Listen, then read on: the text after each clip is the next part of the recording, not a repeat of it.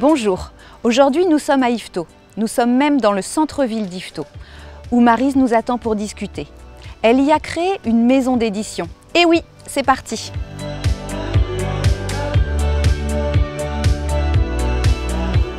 Bonjour Maryse. Bonjour Claire. Tu nous reçois chez toi à Yvetot pour nous parler de ta maison d'édition Feuille de Ligne que tu as créée, c'est bien ça?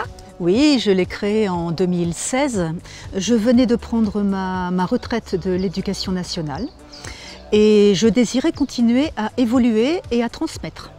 Comme j'aime les enfants, la nature, les animaux et j'aime aussi énormément la littérature enfantine, je voulais éditer les albums que j'avais envie d'exploiter en classe. Selon la thématique, j'exploitais des albums en rapport avec les saisons, en rapport avec des métiers ou des animaux. Et je voulais maintenant éditer des albums que j'aurais aimé trouver pour ma classe auparavant. Et comment t'es-tu lancée dans cette grande aventure littéraire? Alors, tout d'abord sous forme d'association pour démarrer lentement, doucement et petit à petit, on a grandi. Et voilà, nous avons 12 albums et bientôt 4 nouveautés.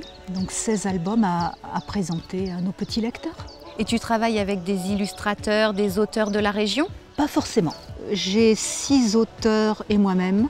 8 illustrateurs, ils sont tous débutants d'ailleurs, ils ont tous débuté avec Feuille de Ligne. Alors ils sont tous français, j'ai vérifié, sauf une auteure suisse, Virginie Imbert. Ils ne sont pas forcément normands. C'est-à-dire que je les rencontre lors des salons où ils m'écrivent. J'aimerais qu'on fasse un focus sur Bottine, qui est un personnage emblématique de ta maison d'édition. Tu peux nous en parler? Donc Bottine est un lutin. C'est un petit garçon qui vit donc dans la forêt, dans le bois joli. C'est un terme qui vient de notre enfance, mon mari et moi. Et Bottine est un peu désinvolte, comme beaucoup de petits garçons. Lorsqu'il a une difficulté, il va essayer de la résoudre avec beaucoup de facilité. Mais ça ne marche pas, donc il gronde. Donc à la fin de l'histoire, il a compris que pour obtenir ce que l'on désire, il faut s'en donner la peine.